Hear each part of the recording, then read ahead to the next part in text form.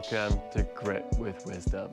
This is the podcast that delves deep into the inner psyche of mountain bikers from all aspects of our sport in order to discover the tools and the tactics that can help us have more fun out on the trails more often. Our aim here is to help you understand what it takes to push our own personal boundaries in the sport we love from a mental and emotional perspective. Today on the show, I'm sitting down here with Squamish local Blake Rowsell.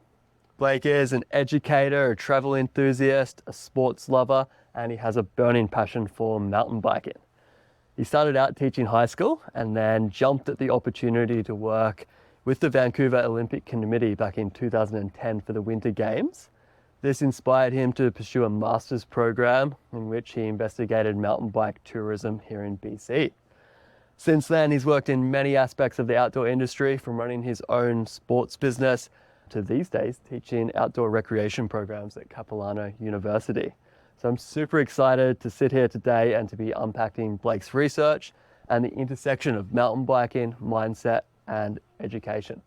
Blake, welcome to the show. Thanks, Jake. And thank you for making my commute to the city much more enjoyable. I've been digging deep into the podcast for the last few months, and it's been really good fodder for my brain and thinking about how to get the most out of my personal mountain biking. I'm stoked to hear that, man. It's been cool chatting already. Today we had a nice kind of wet and wild ride down Angry M here in Squamish. And been touching on so many topics that I'm excited to reference about in today's conversation. Before we get into that, I want to give you the opportunity. Is there anything there I missed in your intro? I know you've done lots of different things over the years. Is there anything else you'd like to add? I think you got it. Your Google skills are on point. Fantastic, dude. It's something I'm well practiced in. Awesome. Well, why don't we start with a big open-ended question? I want to ask you, what's your why when it comes to mountain biking? Yeah, I've been reflecting about this a lot over the last few weeks since we talked about doing this. And, for me, mountain biking is the only sport that isn't attached to any form of revenue generation for me, any income. So that allows it to have a really special place. Like, I arguably love skiing more than biking, but I work now as a ski guide, and that kind of muddies the waters a little bit in terms of really pursuing a personal passion and getting the most out of it just for me. So, I love biking because it's my place to go and, get away from everything else. I'm a pretty busy guy. I have 3 jobs and 2 kids. And to get that kind of quiet time to really unpack and process a lot that's going on in my mind, biking provides that space for me. And that's really important to being a successful parent and teacher, educator, whatever you want to call it. Totally, dude. Yeah, it's such a great answer.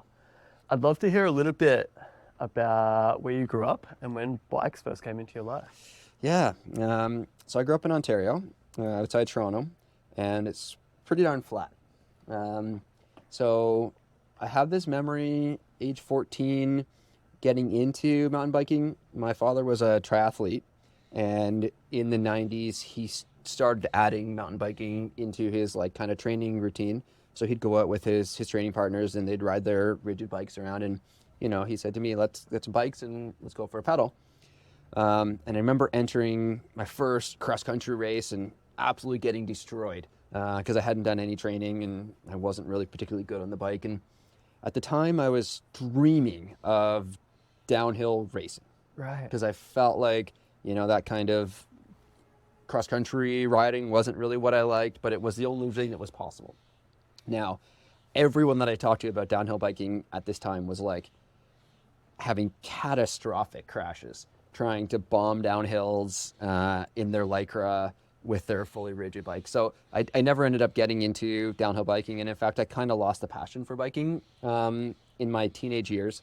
And then I moved to BC in 2000, and that really kind of invigorated my passion for biking. I understood the sport and I had done it, but it wasn't until I moved to Vancouver that I was truly, my eyes were open to what biking was. And at that time, we started to see a real improvement in the bike technology.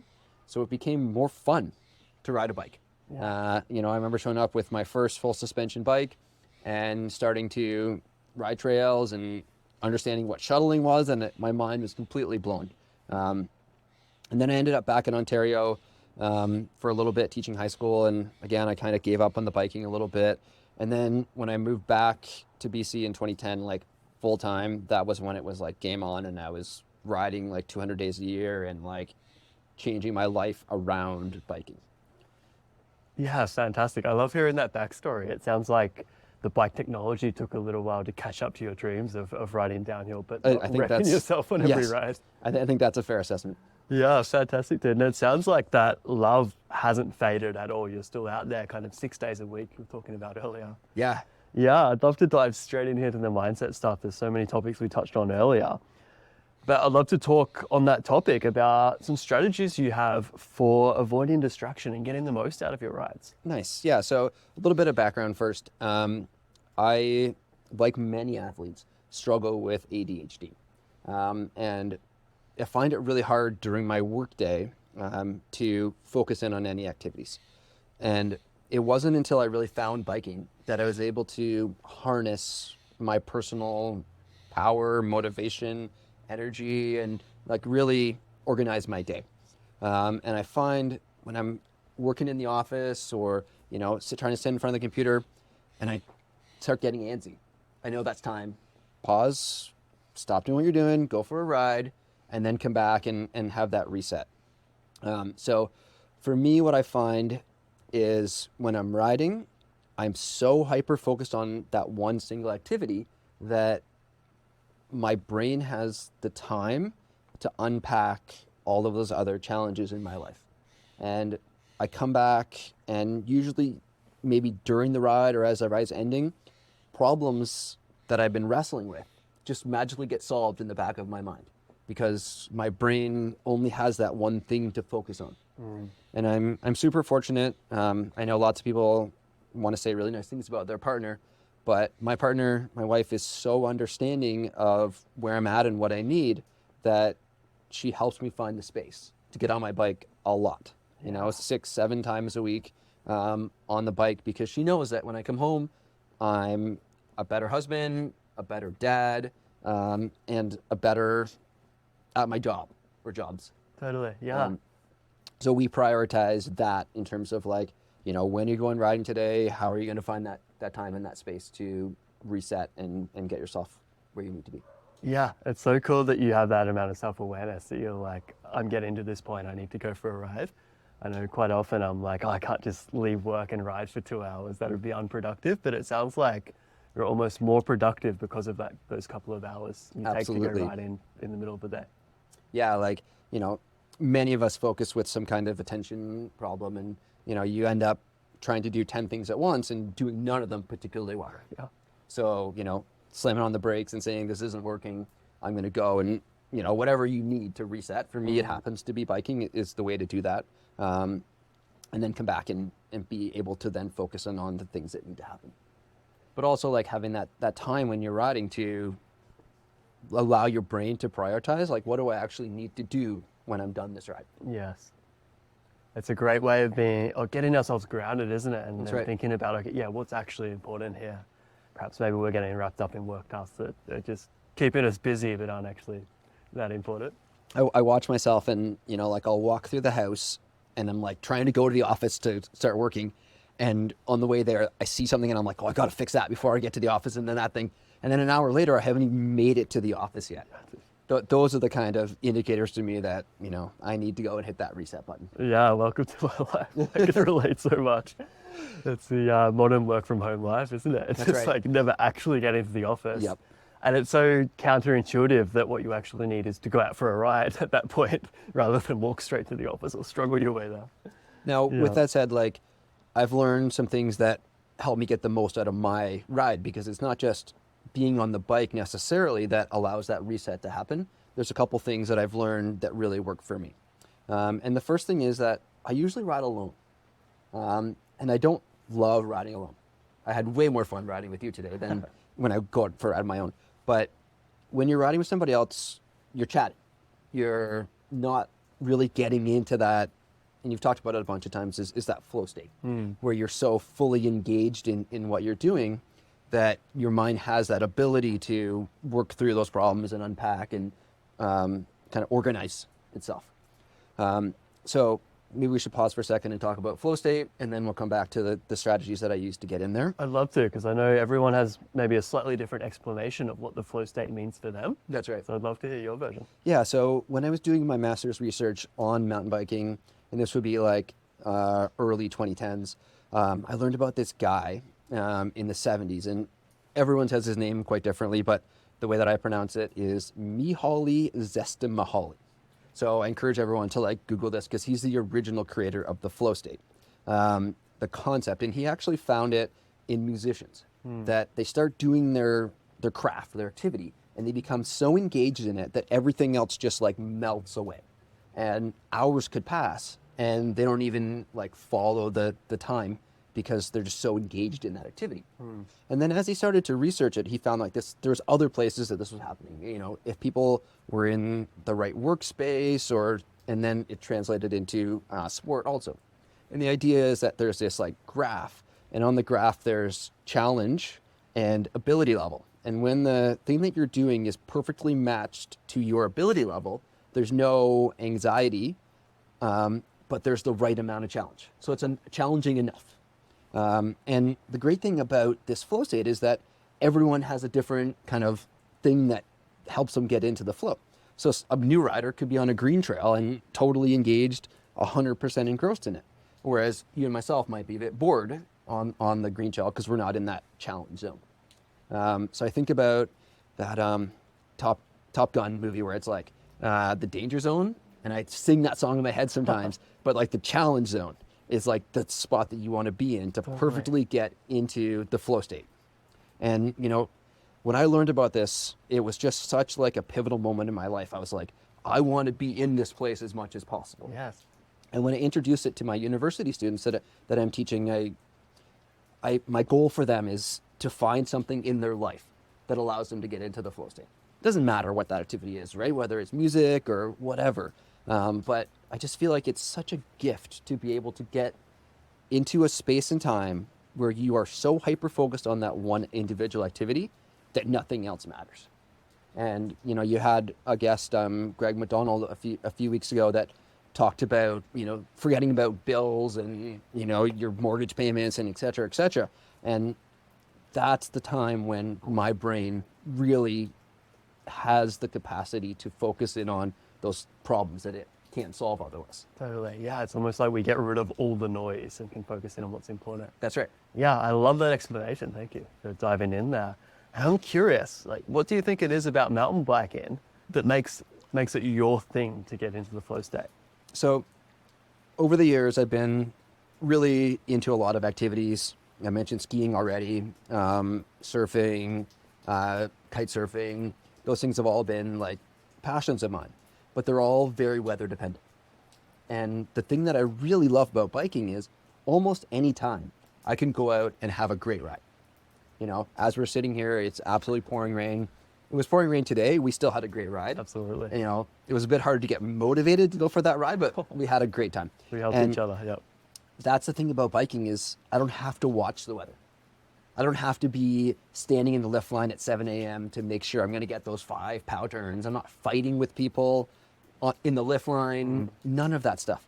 I just, whenever I'm ready, I get on my bike and I just start pedaling, and it's always awesome. So I think that's the reason why biking has become that activity for me.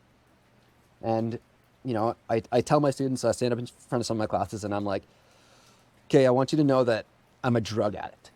And they're shocked. And I'm like, my drug of choice is dopamine or adrenaline. Yep. And the fact that I can get that fix, get that hit, but also get fitness and have the ability to enter into that flow state. Yeah. And there's no other activity that I've found for me that hits all of those targets. You know, like there's nothing in the world like having the sickest power turn on skis. Amazing.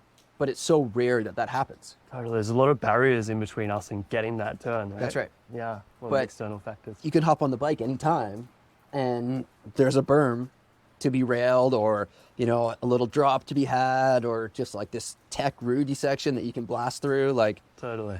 it's always there and available. Yeah, especially living somewhere like this, Squamish or in BC, there's so little barriers to going mountain biking. Yep. So that opens up the potential to entering that flow state more and more often. That's right. Yeah. Once you've got through the initial cost of buying the bike, above and beyond that, it's just going out and pedaling. Fantastic. And I know you've had lots of practices and kind of like intentionally trying to get into that flow state more often. You've got some pretty solid kind of do's and don'ts that work for you in terms of getting into the flow state. You mentioned one of them already, kind of like riding alone is a good one. What are some of the other do's and don'ts that you're aware of? Yeah, so the other one is the phone. So I try really hard before a ride to go through trail forks, plan my ride, and have like even like a plan A, B, and C for how things are going. Some days it'll be like wet and I'll be like, you know, I don't know if I really want to ride that rocky feature today. Maybe I'll do this trail, but maybe I'll get riding and see. But at least I have like a good ride plan in my head, so I'm not pulling my phone out every 5 seconds. Because I find that every time I pull my phone out, that kind of like hits a bit of a reset button in terms of entering into the flow state. It does take a bit of time to get there. So every time that I'm pulling my phone out, I'm distracted from what I'm doing. So I try to limit the amount of times that I'm pulling my phone out. Now, I'm a bit on the fence on this one because I do use a Garmin watch to track my rides, only for like personally seeing, you know, how much I'm getting out. Like, I'm not chasing KOMs or anything like that. That's not what it's for. But notifications show up on my watch. And I'm a bit confused about this one, how to deal with that in terms of staying in that flow state, because it is like a momentary distractor. Now, it happened today on our ride. Like, I had a bit of a parenting emergency, let's call it that, where I got a phone call and a text message, and it was like our ride got derailed a little bit because of that. Now, I'm not going to turn my phone off and say, I'm not going to be a parent for this 2 hours. Totally. That's not what's happening, but trying to limit that phone stuff and going in with a good ride plan. So as we were talking about today on our ride, like I just was on a bit of a road trip through BC, and I was riding in Kimberley and Revelstoke, and there are a few of the rides that I had were what I would call like failed rides. And by that I mean the network is so spaghetti that I'm pulling my phone out every like minute to find out where I am on the ride. And regardless of how good the trails are, if I'm constantly having to like navigate and figure out, then I'm not having a good time. I'm not entering that flow state, and I'm not getting that relaxing experience where my mind and body can fully be engrossed in the activity. Yeah, totally makes sense. And it's not something I've been conscious of before, but I know I've definitely had lots of good rides and lots of bad rides. Yes. And the ones where I'm pulling my phone at every intersection are often not the best rides. That's right. And not the ones that I remember, for sure. But sometimes you do need to like, you know, learn the network and then go back the next day or a couple days later and then re-ride, or now that you know kind of where to go. So it might be, this is an exploratory ride. I'm not going to get what I want out of it in terms of entering the flow state or any of that kind of stuff. But I'm going to learn the network, and then I know that I can go out next time and then get into that place. Totally, yeah. And then the other one about the phone is the music. So some days I don't want to ride. I really love riding, but I'm like, I just rode for 3 hours yesterday, and the day before that, and the day before that, and the day before that. I've ridden every trail that's like right in my challenge zone 20 times already this month. How do I get the motivation to go to ride? So that's when I'll put in the AirPods and I'll like go and start pedaling. But the more that I do that, the more that I find that doesn't allow me to get that mental break that I need.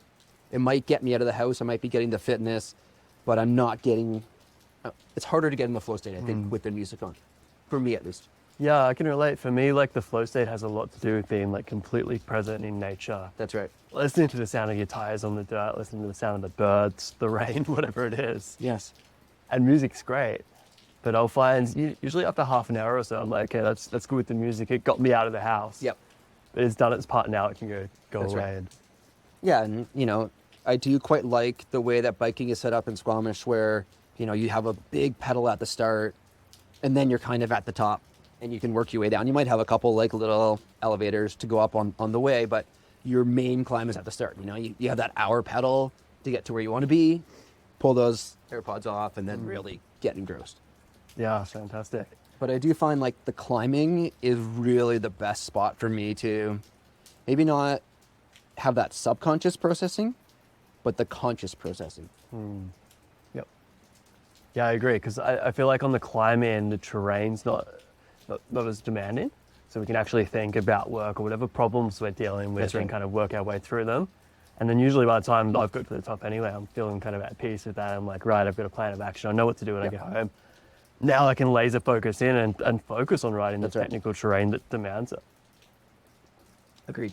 Yeah, fantastic. So like riding alone a lot for just having that space, kind of unwinding, using that as a tool. But I know you've got lots of good riding buddies as well. I always like to ask the question, when it comes to choosing a riding buddy, Yep. what are some kind of metrics you look for or things you look for in a person? Yeah, I'm glad that you asked this, because the ride that we met on was a ride that would normally be absolute torture for me. And the reason why I say that, and like this is not at all like a negative comment about anybody that was there, it was the slowest pace ride that I've been on in years. And like when we were riding quite fast and aggressively, but we had long waits in between rides, big like social ride. Yeah, we were chilling. Yeah, and like that's normally not what I like to do, particularly because of like the time constraints in my life. I think that day, like I was probably gone from the house for 5 hours. Yeah. And we rode, but we didn't ride that much, like not 5 hours. We didn't ride for 5 hours. That's right. But that was exactly what I needed that day. Now, in terms of like picking your riding partners, what I think is really important is the communication piece. Like, it would have been nice to have the conversation before with everyone that was going on the ride, like, hey, we're going on a chill ride, we're bringing a dog, it's going to need lots of breaks, and going in with that headspace. Because for me, it's about entering into the ride with the right headspace. And this is for any activity, right? Like, I could be going skiing and it could be like, okay, I'm going with the mindset, I'm not going to talk to anybody, I'm going with my one ski partner, and we're going to bang as many laps out as possible. And that's like, we agreed on that. Like, this is the purpose of the day. Yeah. So I think it's that conversation. And I don't think that mountain bikers are having that conversation pre-ride. And it ends up being like a bit of like you having to show off because you haven't communicated, like, here's what our objectives are for that session. That's a really interesting point. Yeah, there's like this lack of alignment. And like, I thought I was coming out to get this, to get this feeling, or to ride this trail, or to do this thing. Yeah. And then sometimes our buddies got a completely different idea. That's right. And it's no one's fault, but we just haven't talked about it. Yep. Really interesting. And it's like a super quick text message, right? Like, hey, what are we going to ride? I'm kind of like tired today. Let's just have like a bit of a chill ride. Super easy one. So no, with backcountry skiing, like that's something we're taught, isn't it? To like Absolutely. do that check-in, like how's everyone feeling today? Like, are you hungover? Are you tired? Are you on your A game? Are we going to ride another shit? Like, what is it? But we don't just rock up and then there's like 15 people we don't know. Like, that's right. Completely different set of circumstances. Yeah. And I'll be honest, like sometimes it's super fun getting pushed to be like, let's have a hard charging day and let's like cat and mouse each other and like really go for it. That's great. Yeah. But I feel personally like a little bit of anxiety and almost fear when that isn't planned. Like all of a sudden you're just like, it's a bro down. Let's shred. And you're like, whoa, I didn't bring my knee pads, or like. Totally. I find that quite often happens on shuttle days. That's right. You'll kind of show off and then often there's randoms to shuttle in with, and that's great. Yep. Sometimes it's like these people are charged and you're like, whoa, I didn't sign up for this today, but now I'm part of it. Yep. Yeah. Yeah, and like, exactly. I had a massive group ride and we had a good plan. And then we got to the top of Cakewalk and there was two other like friends of friends that were there, and they were super hard chargers. They're like, hey, can we join you? And all of a sudden we were like absolutely ripping. And I was like, whoa, I thought we were like on a chill day today. So it's all about that, like that headspace, going in and having the plan, in the same way that like when I look at trail forks and I'm figuring out where I'm riding, I'm also like, I'm taking time to understand what features I'm going to see on the ride. So one of my like catch points, I guess, in the Squamish trails is the whale tail on entrails. Yeah. And like I've ridden it hundreds of times successfully, and I've had two kind of incidents. I had one early on, and then actually you pulled me into it and took me on some weird line, and I had a bit of an incident on it. My apologies. It's okay. It's all good. I should know better. But when I'm thinking about planning my ride, that gives my mind time to like process those features. So I don't like stopping at the top of things. I find that really ruins my flow. I like having the ability to process that ahead of time, knowing what I'm going in. Like, I can visualize that whale back right now. I know exactly where my tires are going to go at each section, and that's in there. So if I know that we're going to go ride entrails today, that's in my brain. Yeah, we're prepared for that. Yeah. When I get there, I'm like, I don't even need to look at it. I know exactly where I'm going to go. Totally makes sense. I mean, like, high levels of nervous system activation or anxiety is like direct enemy of getting into the flow state. Yeah. But at the same time, sometimes there's rides where we don't have that level of awareness. We Totally. don't know what's coming up, and perhaps we're going for a ride on a new trail. Or perhaps we do find ourselves in the unfortunate situation where it's like, I thought we were riding blues today and now we're on double blacks. I'm curious, do you have any techniques or tools or anything you use for yourself if you do find yourself feeling some anxiety on the trail and you're like, hey, this isn't what I signed up for. I haven't done that preparation. Like, what do you do in that circumstance? Yeah, so I was listening to some of your older podcasts, and you were talking about like self-talk and motivational sayings to yourself, and I don't really do that, but what I try to do is compare the feature or the trail to something else that I know. And it's trying to create similarities in my brain. You've done this thing that is the same or even harder, therefore you can do this thing.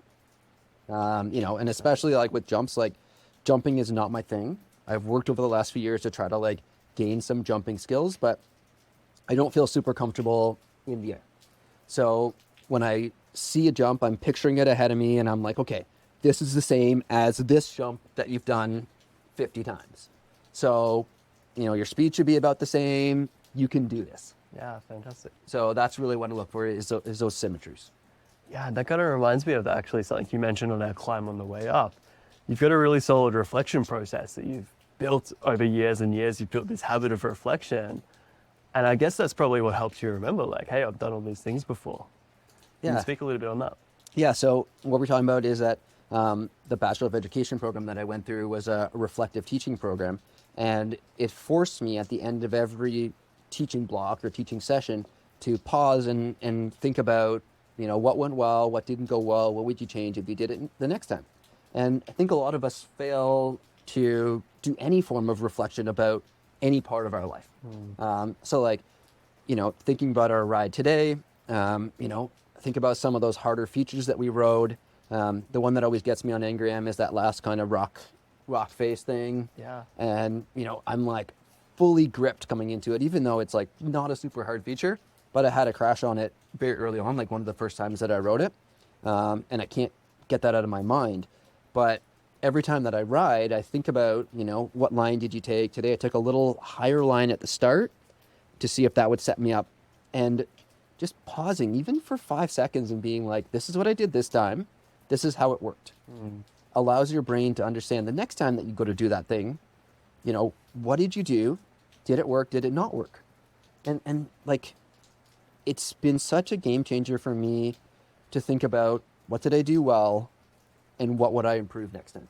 Yeah. Because many times I think in my previous life I did this, I'd be like, that was really shitty. I don't want to think about it. Push it off to the side. But that doesn't really help you grow. Yeah, I find when I do that, when I get caught doing that, I end up in kind of this cycle where I have the same crash again and again and again on different features. Yeah. I do find it a bit hard to reflect on those crashes to be like, what could I do better?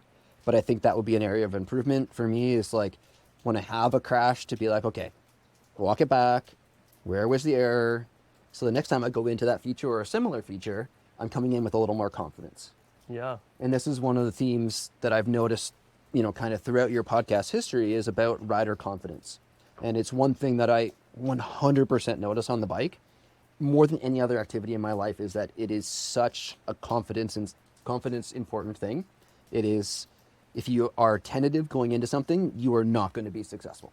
Totally. And it goes back to like that nervous system activation right. or anxiety as well, right? Like if we've got high levels of anxiety about something, we're going to be naturally a little more tense. Yep. And if anyone's rode mountain bikes, they know that like being tense on the bike isn't always the best way to be, especially when we're challenged.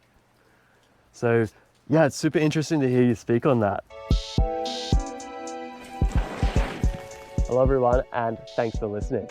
If you're enjoying the podcast, don't forget to give it a like, give it a subscribe. And if you'd like to know more about my journey in mountain biking and my background as a mountain bike coach, check out episode number 29, where I dive a little bit deeper into that. Now let's get right back to the podcast. So Jake, I got a question for you. You know, you've lived all over the world. You ended up here in Squamish. What are the things that you love about living in Squamish? Yeah, man, I love this. Like we're saying on our right, I love when the podcast gets flipped and all of a sudden I have to put my thinking brain on. You know, yeah, it's like, it seems like such an obvious answer to me now that I've found myself here. It definitely wasn't an obvious answer 10 years ago when I was kind of like looking for my thing and my part in life. And I guess what really drew me to Squamish here is like diversity in everything. And I mean that in terms of we've got all these different environments and ecosystems all around us. And also along with that, it's easy to access all of these different environments. We can go for lunchtime rides and all of those wonderful things. And in trails as well. You know, I've coached in other places, I've ridden in different places all around the world, but it's hard to find a place like this where we have anything from, you know, green trails, flow trails, tech trails, rock slabs, jumps, gap jumps, steep tech, kind of like beautiful loamy soil. There's such a diversity in riding here as well. And I find that helps me quite often. I'll get to a point in one style of my riding where I'm like, hey, I'm really kind of pushing it here and that's great, but the risk is getting to a point that I'm not willing to push this any further right now. So then I'll kind of switch. And I was mentioning to you on our ride earlier, like at the start of this season, I was kind of, you know, feature bagging, for lack of a better word, kind of different drops, different jumps, different rock slabs, all of the gnarly stuff here in Squamish. But then that got to a point where I had so many sketchy moments that I was like, okay, Jake, time to dial it down a little bit here, go back to your skills. So for the rest of the season, it's more been like riding trails, yeah, like riding that challenge zone, that fun zone. And I'm trying to go fast. I'm trying to perfect my cornering technique. I'm trying to work on different areas of my riding. So I think the terrain here allows for that. And then like the last part of diversity for me here is like the diversity we have within the mountain biking community. It's not just like this broad culture of like 20 to 30-year-old dudes here. You know, there's families here, there's men, there's women, there's people from all around the world. We've got a First Nations race team here. It's diversity, and I think it brings the cultures just such a bright light, and it's a fun community to be part of. Nice. So the reason that I ask you this question is the other thing that I've identified that really derails my ride or limits my ability to enter into that flow state or like, you know, get the ride vibe going is the crowded trails. You know, when I show up at the parking lot and I can't get a parking spot on a Saturday morning, I'm throwing out F-bombs and I'm, you know, getting really frustrated. When I'm trying to ride and somebody's like going really slow and they're, you know, bunging up my ride, I get really frustrated. But this is one thing that I think is important for us to talk about is, you know, the value of those people. Because it is because of tourism that we can enjoy all the things that we enjoy here. If there wasn't that many tourists, there wouldn't be 3 breweries in town. There wouldn't be 2 ciders. You know, there wouldn't be these amazing restaurants. There wouldn't be the funding for all of these amazing trails either. That's exactly, yeah. Like Circa wouldn't be as big and powerful as it is. You know, I wouldn't be able to put my kids into 3 different bike programs and bike camps. None of these things would exist if we didn't have these tourists coming into the community.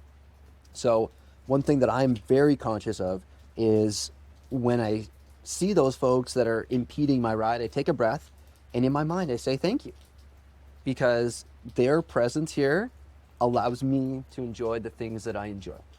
And you know, we have so many trails in Squamish, a crazy amount, and they're only here because of the amount of riders that are here.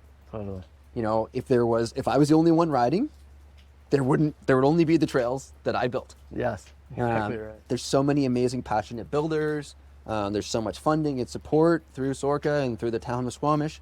So, you know, I encourage all of the listeners to, when you're getting frustrated about how busy the trails are, instead of making bumper stickers that say Squamish sucks, don't go, instead say thank you, because you're enabling this whole system to work. Totally, yeah, such words of wisdom there. And it's really interesting, kind of even just hearing like that process, like take a breath, and turn that frustration into graciousness. Like, thank you for coming and visiting our town and helping make it great. Yeah, I love that. And I guess there's a multitude of ways to to go about dealing with that frustration. I know for myself, and it kind of goes back to your point earlier of like thinking about what the ride's going to be like beforehand. Quite often, like sometimes I'll go and ride really busy trails and I'll kind of prepare myself mentally. I'll be like, this is That's like, right. I might be coming up on some slow riders here. It's a really touristy trail, but like that's okay. Yep. And then other days we might like hike with our bike on our shoulders for 3 hours into the woods, and like those are the days when you're like, okay, I'm going to get some peace and quiet here and have this trail to myself. Yeah. And, when I talk about ride planning, as one of the ways that I use to, really get the most out of my ride, part of that is thinking about the times that I'm riding. Like I'm the person that I get up in the morning, have a sip of coffee, and then I'm like riding immediately because I know that I can get a non-crowded trail at that time. And if that's what I'm looking for, that's the experience that I'm looking for, I'm making those decisions. So, when I go for a ride at 3:00 in the afternoon on a Saturday, I need to mentally expect that it's going to be busy. Or I need to find trails that are off the kind of beaten path a little bit. Totally. Yeah. I find too, like the most crowded area is always the parking lot too. Some people will show up and be like, oh man, I start getting frustrated because I can't get a park or whatever. But quite often once I'm out on the trail, and I find this coaching too, we all kind of spread out because there is so many trails there. Another great part of Squamish. But kind of good segue here. I'd love to talk a little bit more about the studies you did in mountain bike tourism. I find this area fascinating, and I think as we move forward away from resource-based communities, there's more and more openings and more opportunities for people to become part of like mountain bike tourism and outdoor tourism as a whole. So I'd love to hear you speak a little bit on that and maybe tell us some other interesting stuff you learned along the way there. Sure. So one of the things that I'm doing now is I'm on the board of directors for the Mountain Bike Tourism Association of British Columbia. And our job is to encourage people to come to BC to ride their bike. We're working on doing that now in a way that encourages them to go to some of the less busy areas and spread the tourism out across the province. But in terms of research, we did this really cool economic impact study. So we did the first one in the Sea to Sky corridor in 2006, and then we did another one in 2016, kind of the 10-year anniversary, to see how much it had changed. And you can look it up. It's on Mountain Bike Tourism Association of British Columbia website.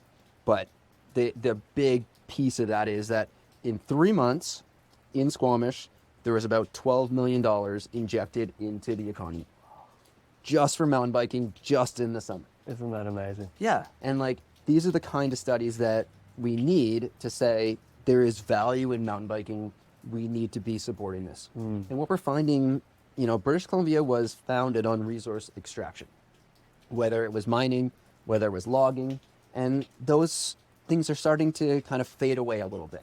We're starting to shift priorities a little bit in this province, and small communities need additional sources of income. And, wouldn't it be great if that revenue came from mountain biking? Because what that would mean is that more bike trails would show up in this province. It's an absolute win. So I was just in Kimberley last week, and I was riding there, and they just got a bunch of funding to build a whole bunch of mountain bike trails because their mine has closed down, and they're looking for ways to keep the community vibrant, alive, and people living there.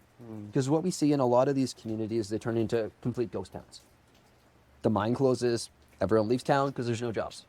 So to find new jobs, tourism is one source, and mountain bike tourism is an incredible way to bring money into the community. And if you think about it, if you have a $10,000 mountain bike, you probably have enough means to be able to spend some money in the community while you're there.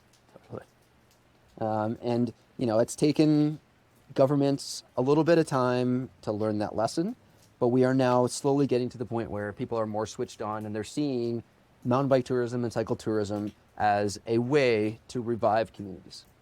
And the amazing spin-off of that is healthier communities. So it's like a double win. Number one, you're bringing money in the community. Number two, the people that live in the community are actually healthier because they're getting outside, using those trails, doing activity. Yeah. So it's a complete win. Dude, it's fantastic to hear that research, and you're a pretty proactive guy. You're not just doing this research and reading it because it's interesting to you. You're out there teaching other people at Capilano University, and then you're also on the board at Sorka as well, which we'll talk about in a second. But I'd love to hear a little bit about like some of the courses you're teaching and how you think they're kind of shaping the the tourism industries of the future.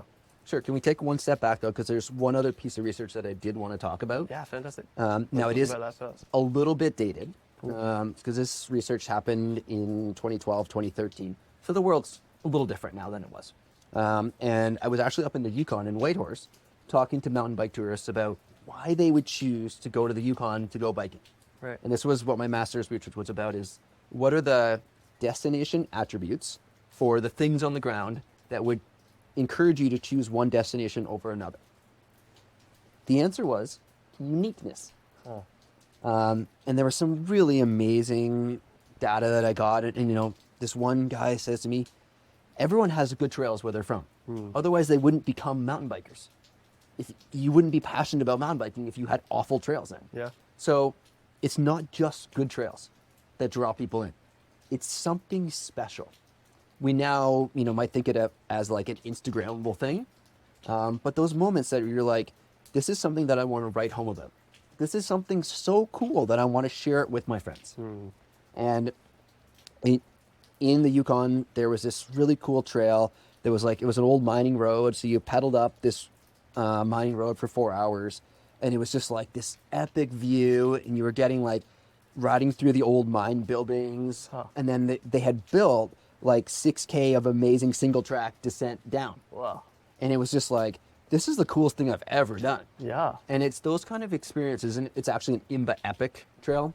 But it's these kind of experiences that people are like, I want to talk about this. I want to go home and I want to tell my friends how rad this thing was. And that was what the people that I researched were looking for, is those unique experiences. And, a lot of communities have them. Whistler now has the Lord of the Squirrels Trail, which is, pretty cool to be able to get into the Alpine on your bike. That's a pretty rare thing. Yeah. And I think in Squamish here, maybe we're famous for flow trails. Yeah. Because I know Flow trails, slab trails. For the sure. slabs, definitely. Yeah. Yeah. When people come and they're in Squamish and they're like, take me to the flow trails. And I'm like, oh, again, the flow trails. But, it's, people always say to me, we don't have this many amazing flow trails where we're from. That's true. Now, people are starting to get there. Everyone's building flow trails now. But the half Nelson, full Nelson thing, and now Mickey's Magic, really, I think, put Squamish on the map as a tourist destination. And I think the important piece about that is that they're very easy trails. Yeah. Accessible, right? Less people, I think, say they want to ride the slab trails because not everyone can ride the slab trails. Totally. Well, quite often, as a coach and tour operator, people come wanting to ride the slabs, but then they'll see the slabs and it's okay, we'll go ride some flow stuff first. Yeah. Work on some skills, and maybe next year when you come back, we can ride the slabs. But yeah, there's that gap. They're not super accessible, right? I had this interesting conversation. I was at Silver Star riding the bike park, and I'm going to the chairlift, and I'm chatting with this guy beside me, and he tells me he's from Alberta, and every year dad and son go on a trip, and he's like, yeah, we were in Squamish last year. I rode in and out, and I came into that section, and I had a crash, and I don't know what happened, but I woke up in the hospital, and I was in the hospital for 3 weeks. And I was like, that is a crazy story. And this is just before they had redone in and out, that bottom part, the rock armoring there. Yeah. Because of this injury. He had to get full on heli evacuated out. And this is somebody he's an average biker riding bike parks, but coming in and riding that trail, it was just way over his head. Yeah. And I do worry about this. I don't want to say too many good things about Trailforks because I'm slightly disappointed about how they are monetizing user-generated data. That wasn't the deal. When Trailforks started, I don't know if you did, but I definitely uploaded trails and shared my data with Trailforks, and then they turned around and are now selling that data. Not super happy about that, but it is still the best tool. And the thing that I really love about Trailforks is that the destination has the ability to hide trails. So there's tons of trails here in Squamish that are not on Trailforks. And it has the ability to funnel people into the trails that work for them. And a good destination can put really good notes in there that says things like, be careful of the straight line on in and out because there's a big dip at the bottom. And hopefully our tourists are going on Trailforks, doing their ride plan before they ride, and being aware of those features. Totally, yeah. And that goes back to like, doing your due diligence before the ride. That's right. Set yourself up for success, potentially lower some anxiety and maybe more chance of getting into the flow state, having a good ride. Yeah, like, I love when I am planning my ride in a destination I don't know, and it says like, stay left if you want the hard features, stay right on this trail for the mellower line. Yeah. And I'm like, cool, I can stay to the right line the first time, I can take a little peek at those features as I'm riding through, and then maybe the second time I ride that trail, I can get into some of that gnarlier stuff. Totally. And I think that's how destinations are really setting their guests up for success. Yeah, and we see that in destinations that have expanded or built a lot of new trails specifically for tourism. I know I was out in Fernie a couple of summers ago. All of their trails on Trail Forks have really good descriptions, and That's it right. almost felt like I was riding trails I knew Yeah. after reading those descriptions. Yeah. That's right. And like, if they are putting photos in there of each of the features, Yeah. you can get that mental preparation, and then, you almost know the trail. There's this really amazing quote from, one of the folks that I talked to on that initial research project. And he was talking about starting to trust the trail builder as you ride the trail. You might start and you're kind of riding tentatively on a new trail. And then as you get into it, you start to understand what the builder's doing and the type of trail he's building, and you start trusting him. And then you're like, okay, I trust this builder. Now I can kind of like let off the brakes a little bit and ride a little faster. I know I'm not going to come around the corner and there's going to be a weird like double jump that I didn't expect. Yeah. So that for me was like such a crucial part of like the research that I was doing, mostly for me as a rider. To, he was putting words to something that I had felt. And I think a lot of people that are probably listening and watching this can feel that. Like when you get into the trail and you're like, oh yeah, this is like exactly where I need to be, I'm totally comfortable. It's because you trust what that builder is doing. Totally, yeah. We're kind of talking about this through the lens of jump trails, weren't we? Like some jump trails. That's and, right. Other areas of BC where you have to brake check every jump, and like they're all really inconsistent and like hard to ride. Whereas a lot of the time here, if you're in Squamish or at Whistler Bike Park, like the jumps just work as trail speed, and you can kind of relax a little bit knowing that if you've cleared the first one, you're going to clear the second one, the third one, and so on from there. Yeah, like, Uppers Mickey Magic is like the best example of this, right? Like, get on that trail and you don't need to like adjust your speed for each of the jumps. You don't need to put a pedal stroke in. Trail speed is just trail speed. Yeah. And, exactly. That trail like allowed me to increase my confidence in jumping and then push that to slippery salmon and then like continue to develop. And I think this is so important as trails are being built, is that the builder is really trying to develop rider confidence. And I'm so happy in the shift that we're seeing in the mountain bike industry from like, we need the gnarliest trails to now like, we want people to have a good experience on the trails. Totally. And it, I feel like that old school mentality, and like, I get it. Biking was really hard back in the day. Like it was enough that I didn't want to do it. Yeah. But now a lot of these builders are saying, I want people to have a super fun experience. Totally. And they're almost building trails to allow people to get into that flow state. And it's about like that diversity again, isn't it? That's like, right. For sure, gnarly trails are awesome. Let's keep building more of those, but let's also have some building blocks so the newer riders that are just starting out, that haven't been riding their whole life, can work up and perhaps get there one day. Yep. Yeah. And, like if people haven't ridden Mickey's Magic here in Squamish, I encourage everyone to ride it regardless of their ability level. Definitely. Like it is such a great trail. I take my 5 and 7-year-old on it and they love it. My wife rides it, on her own, and she doesn't love riding on her own. She's like, doesn't have the confidence to ride on her own. And I ride it and I'm still like having fun. And when everyone can have fun, from a 5-year-old to, somebody in the mid 40s, I think it's amazing. Yeah, that's when a trail really has impact. Like you say, That's you can right. go as fast as you want, slow as you want, choose your own challenge. Yep. Yeah, fantastic. And this kind of leads in, I wanted to talk a little bit here about the work you do with Sorka. I know you're on the trail committee there. You're kind of, part of a lot of the big decisions that get made around here and all of the great trails we have. Yeah. Yeah, I'm, very, very happy that I was asked to be a part of that. I had been a part of another trail network in a different town where we have a little bit of a vacation property there. And, to go through that experience and, bring some trails online, that was really special. But to work in a community that has such history, such passion, That was something that I feel really honored to have been asked to do that. And the projects that, Sorka is taking on are crazy. Like the list of things that are on Sorka's agenda for the next 5 years are just off the charts. Yeah. And I'm so excited about the fact that we have a full-time trail crew here in town, first of all, maintaining the trails, and so many passionate builders. Like I was part of a builder session in the spring where anyone who's built a trail in town came, drank some beer, talked about what's next and how to work together, and just the passion in the room. And it's so inspiring for me. I love working on trails, and I love taking my kids out and working on trails. And I think it's really important to show kids at a very young age how much work it is. Like I'll go out with my kids and, we'll take out 3 trees and fix one little rock, and it'll take half a day. Yeah. And for a 5 and 7-year-old to understand, like, this is what it takes to maintain a mountain bike trail, they then can appreciate what we have.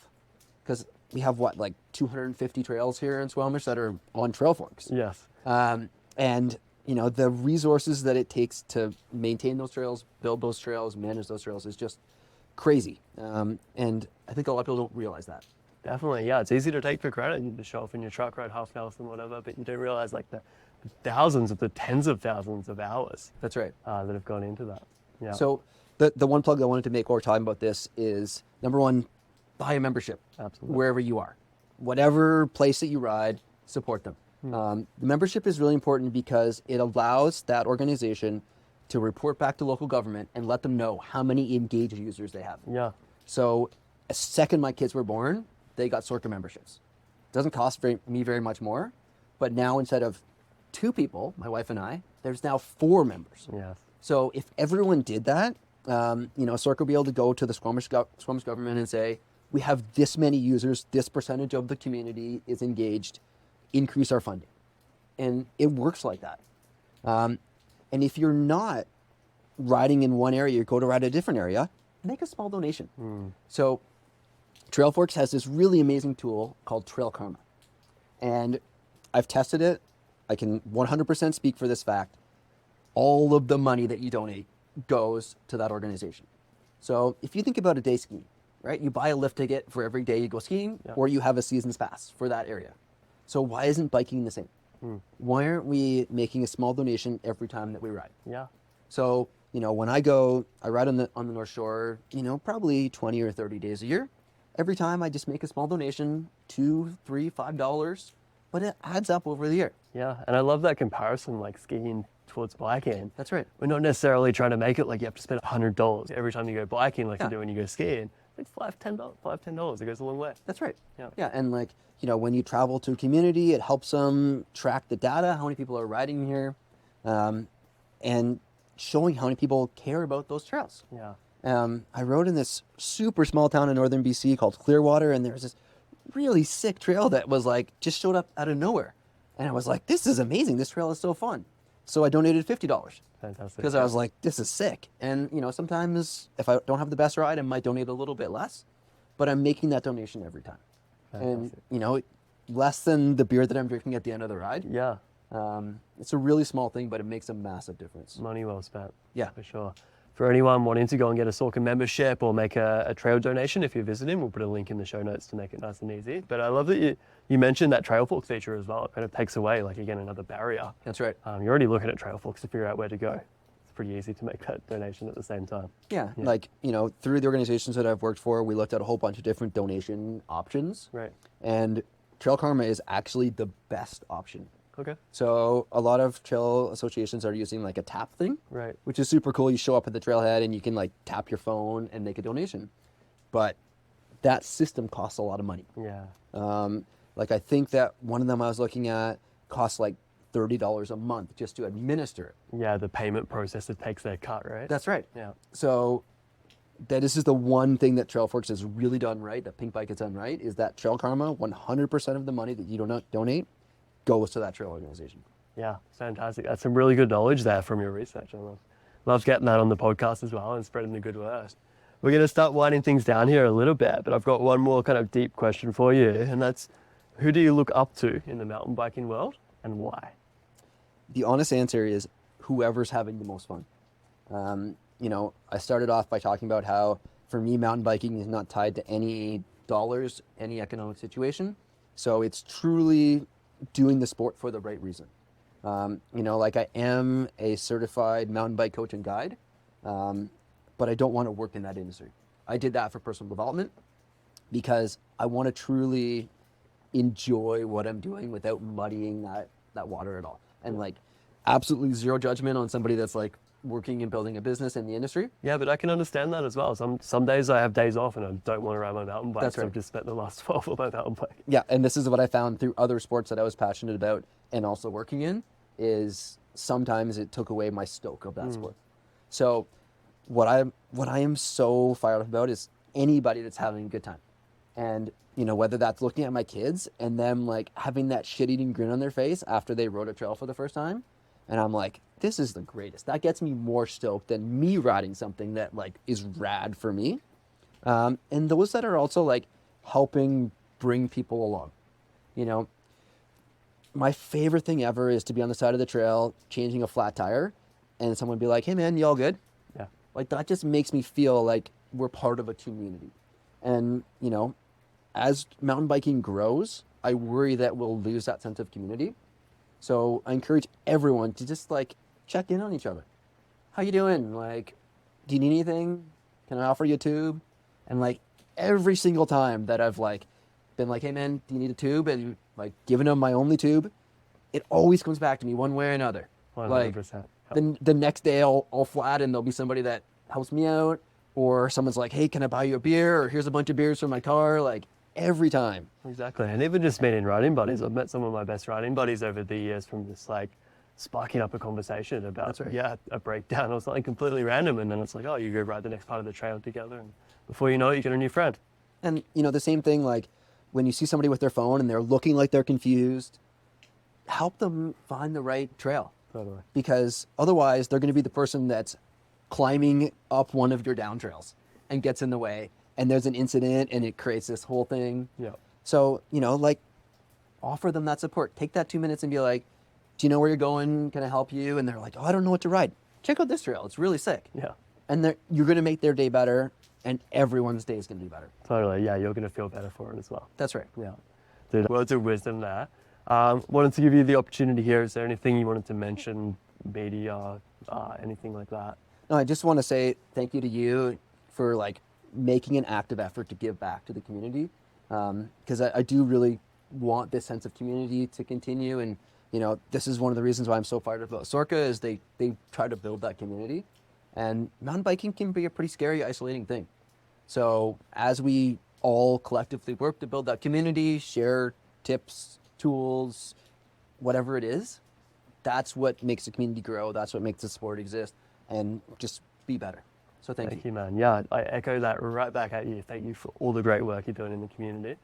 Man, we've talked about so many different things over this conversation, over at Ride Today. Such great times. If there was one thing that you'd send listeners away to think about on their next ride, what would it be? Yeah, it's this idea of flow state. So doing whatever you need to do to try to get into that flow state, because once you unlock that potential, it is a complete game changer. Totally. Everyone has stressful lives. Whether you're like me and you have 2 kids and 3 jobs, or you have 1 job and no kids, your life is stressful, right? We live in a crazy time where there's so much technology, it never stops. Find a way to like find your happy place, and that like Happy Gilmore piece where like, he thinks about his grandma and is like, everything just disappears. That's the flow state.